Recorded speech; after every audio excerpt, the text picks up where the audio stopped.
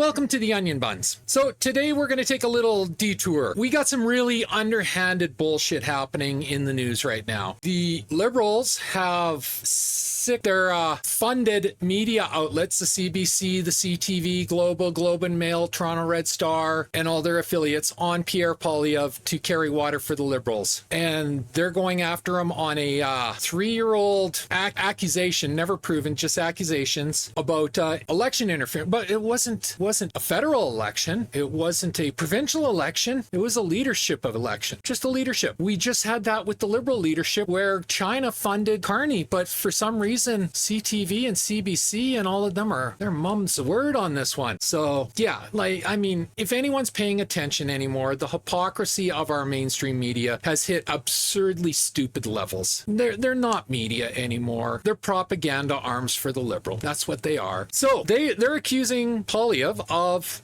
allowing India to do election interference, but Poilievre was never informed about it because Justin and Carney told CSIS not to inform him because he wouldn't sign his blanket security clearance. Now, Poilievre's been very clear on this, why he won't sign it. He wants to be able to talk about the issues. And by signing that, Justin and Carney would effectively shut off any chance he had of talking about any issues. They would have just swept it under as national security, and he would have had to sit in the House of Commons and just quiet and that's what they wanted, but that's not what he wanted. So he refused. And I'm going to play a video of him answering the CBC of all people about this very issue. But before we get there, I'm also going to go through what Michael Chong had to say about this, because Michael Chong was the victim. Him and his family received death threats by the Chinese government in the last federal election. Justin Trudeau and Mark Carney knew about this. They refused to inform him of this until after the fact. Michael Chong does not have security clearance. He's never had security clearance. Yet, under section 12.1, he could be informed because it was about him. So this whole no security clearance doesn't fly because the India interference was about Poilievre. So by law, Justin and Carney should have informed him about it, but they instructed CSIS no. So in my mind, the real scandal here is once again Justin Trudeau and Mark Carney. But Michael Chong is probably the most knowledgeable person on this topic. So why don't we just read what he had to say? He had a lot to say. Okay, just to start, CSIS allegations of Indian interference in Poilievre's leadership. Canadian political leader Pierre Poilievre refusal to obtain a security clearance has come under scrutiny after, no it hasn't, it's being used as a political mechanism. After reports emerged from Canadian Security Intelligence Services, CSIS, alleging that agents linked to India may have influenced his 2022 Conservative leadership campaign. Despite these allegations, there is no evidence that Poilievre was aware of any foreign interference. This has sparked a debate about the transparency and security implications of his decision not to receive. Okay, it has not sparked a debate. The Liberals and Jugmeat are using it as a political tool to try to drive a wedge between Canadian voters. All right, so let's start with this.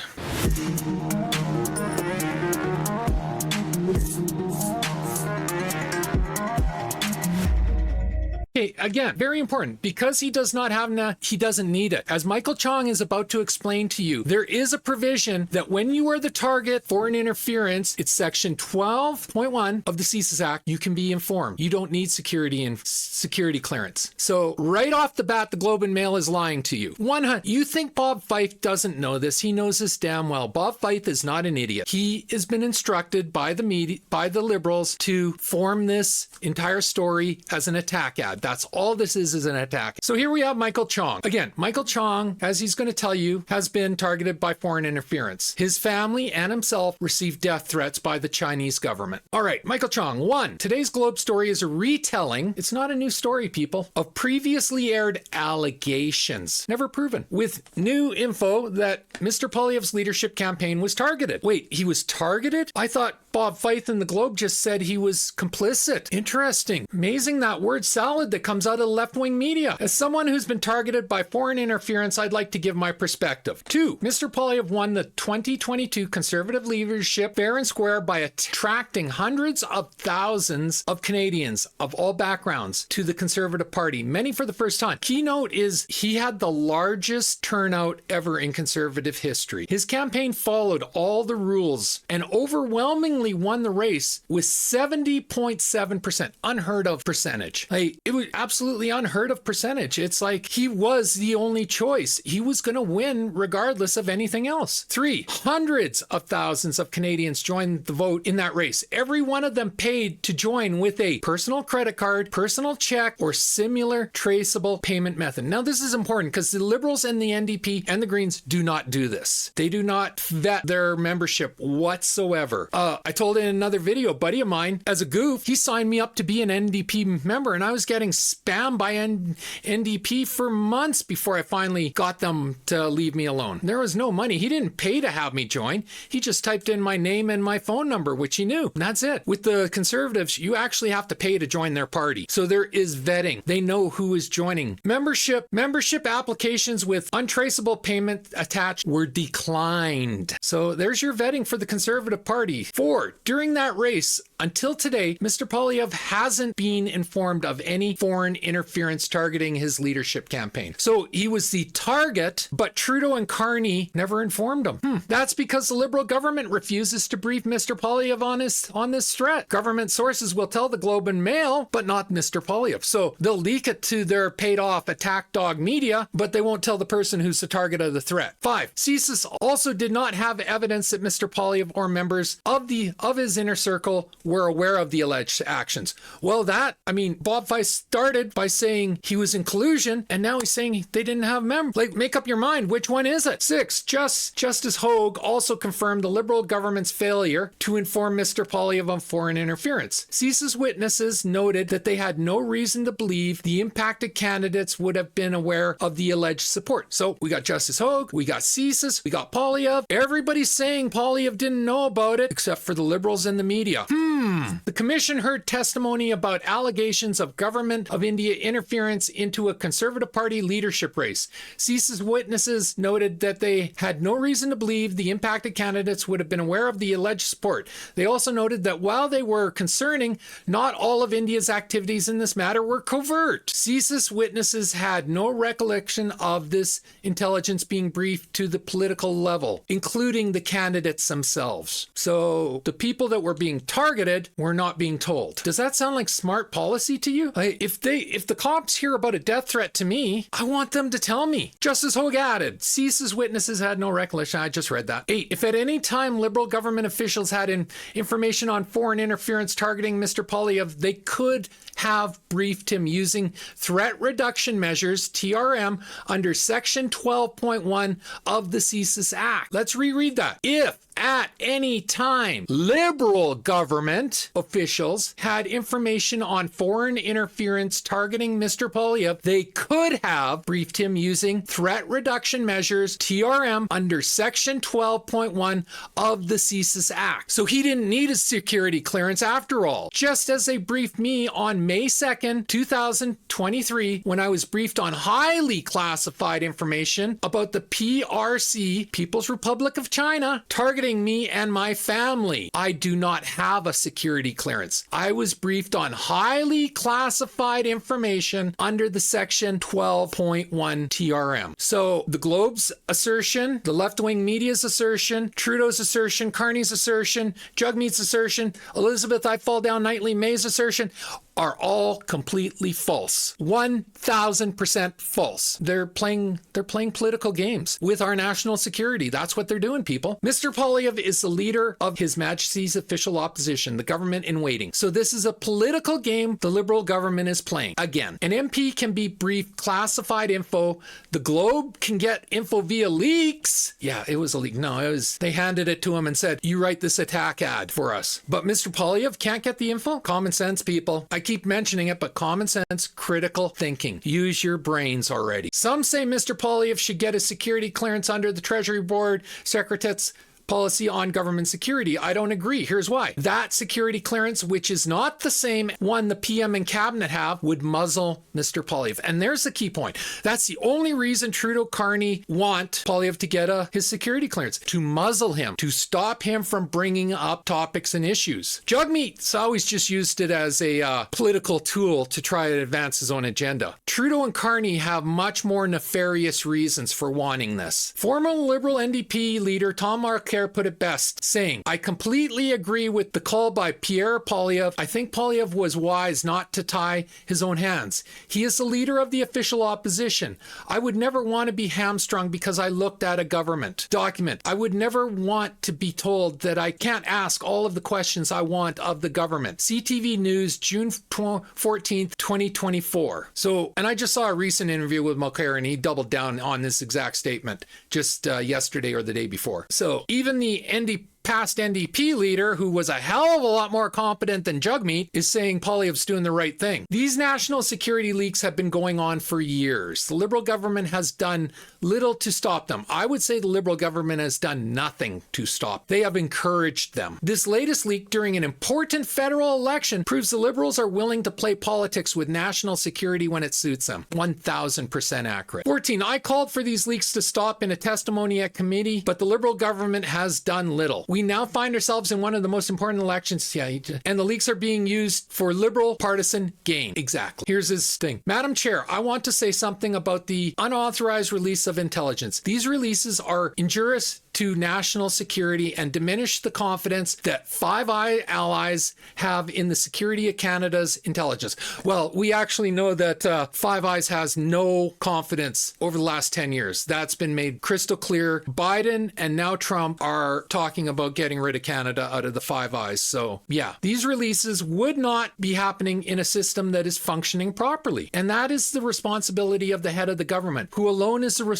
responsible for the machinery of the government. These releases are a result of a government that does not release information in a controlled and timely manner to Parliament or its committees. These releases are a symptom of national security and intelligence system that is not working, a system that is not conveying information to Parliament, to its committees, to its members, to political parties, or to other individuals and institutions in a controlled and timely manner. In this day and age, information is ubiquitous and voluminous. Information is going to get out. The question is whether information is released in a timely and controlled manner by the government, or whether it's released as it has been over the last several, and it cuts off there, but I'm going to assume it says years. 15. Finally, let's remember how we got here. For years, the Liberals ignored foreign interference in our democracy. So true. So true. I'm going to show you a bunch of content linking Carney and Trudeau to China after we're done all this section. And when news first broke via leaks, the Liberals first tried to deny it and sweep it under the rug. They even threw around accusations of racism. Gee, where have we heard that before? That seems to be their go-to mannerism, doesn't it? The Liberals continue to play partisan politics with national security during an election campaign.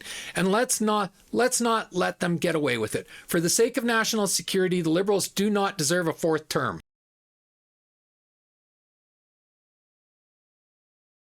Oh, there's a lot more than national security that they don't deserve a fourth term, but there you have it. There is a person who faced down China, received death threats to himself and his family. If anyone knows about this topic, it's him. And he's telling you exactly how it is.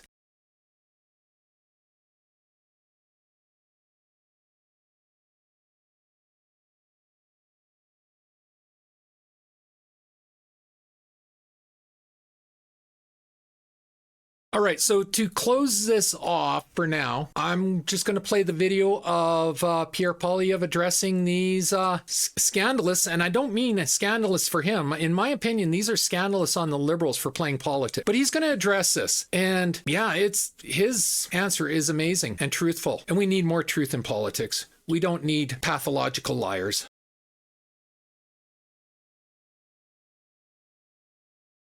On the security clearance, I've already had a security clearance. What I will not do is because I was a cabinet minister, so I've already been cleared.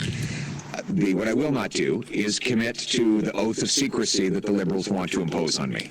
They don't want me to be able to speak about these matters. So they bring you into a dark room and they'll say, we're going to give you a little bit of breadcrumbs of intel, and then we'll tell you you can't talk about any of this stuff anymore. So, for example, if they'd given me some kind of cursory briefing on China, then they would say, oh, you can't go talk about the fact that Mark Carney went off to Beijing and had secret meetings where he had secret talks with top government banking officials, after which a government bank gave his company a $250,000 loan, a loan that his company still owes, and a company in which he still invested, meaning that he is the most compromised and conflicted leader our country has ever seen. Yep. He did this after seeing that China had interfered in 2 consecutive elections. He did this after seeing China take 2 of our people hostage. He did this after knowing that China had made incursions into our waters. How will Mark Carney ever protect Canada against Beijing's incursions into our territory? It's interference in our country, or it's taking our jobs and our industrial base away when he owes them so much. And I won't be silenced on any of those issues. I look forward to hearing Mark Carney's answers. And I hope that Canadian media actually starts asking him some questions about the nature of Brookfield's holdings. It really is incredible.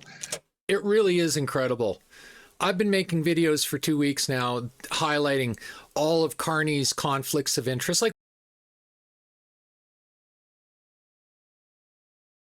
we know what they are now. It's not a secret. The only ones not reporting it are the liberal funded media outlets.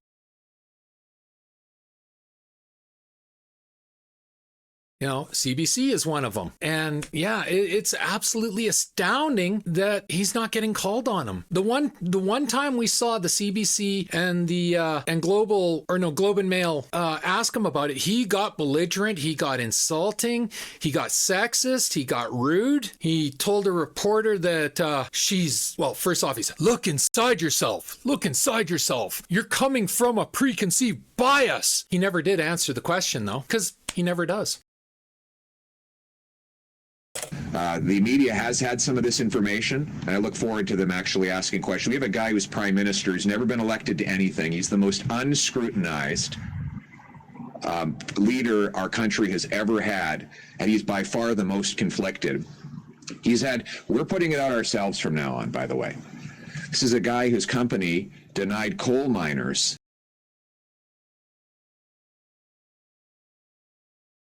his insurance arm denied coal miners their payments when they were dying of black lung in the States. They lost in court. The company lost in court. Yep. How is he ever going to stand up for working class people when that's the track record he has? He used rent evictions, predatory financialization of real estate. How is he ever going to fix our housing crisis when that is his background? I've said in the past that he's just as bad as Justin Trudeau. Frankly, he's much worse, and he's much more conflicted, and he's going to be held accountable. On the debate, well, his excuses are changing from day to day. Yep. Mark Carney says he doesn't want to debate because there's a fee. Well, I'll pay the fee. The fee one is hilarious, and he did say it. I saw I made a video yesterday where the CTV reporter tried his best to downplay not wanting to pay the fee, saying, well, that's not official. And I forget who it was. It's in the video. It's like, yeah, that came directly from the Liberal Party. Oh, I didn't see that. Of course not. You're only a reporter. But I find it funny. He can't pay the $75,000 fee for the debate, but Jugmeat, who can't afford a plane and is driving around Canada in a rickety old bus, could afford the $75,000 to join the debate. Think about that, people. He says that he doesn't want to debate because Elizabeth May has not been invited. Well, I'll invite her. So let's invite Elizabeth May.